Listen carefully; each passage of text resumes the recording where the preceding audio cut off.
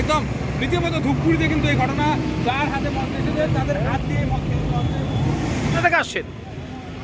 কোথা থেকে আসছেন? পুন্ডিবাড়ি থেকে। মদের বোতল কেন পাওয়া গেছে দাদা?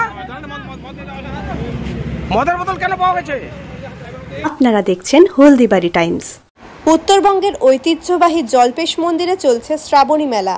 এই শ্রাবণী মেলায় বিভিন্ন পুণ্যার্থী আসাম থেকে, ফালাকাটা থেকে বিভিন্ন জায়গার ভক্তরা যাচ্ছেন শিবের মাথায় জল ঢালতে। যাওয়ার আগেই চলছে ধূপগুড়ি থানার উদ্যোগে কড়া নিরাপত্তার মাধ্যমে নাকা চেকিং। একের পর এক গাড়িতে পাওয়া যাচ্ছে একাধিক মদের বোতল। সেই মদের বোতল তৎক্ষণাৎ মাটিতে ফেলে দেওয়া হচ্ছে। এরপর গাঁজার প্যাকেট মাটিতে ফেলে দেওয়া হচ্ছে। এক কথায় বলা যায়, পুণ্যার্থীদের নিরাপত্তার জন্যই শালবাড়ি এবং জলঢাকা বসাক পেট্রোল পাম্পে চেকিং চলছে। কোথা থেকে আসছেন? কোথা থেকে আসছেন? পুন্ডিবাড়ি থেকে। মদের বোতল কেন পাওয়া গেছে দাদা? মদের বোতল কেন পাওয়া গেছে? এই যে খুঁজে খুঁজে বাচ্চারা যাচ্ছে,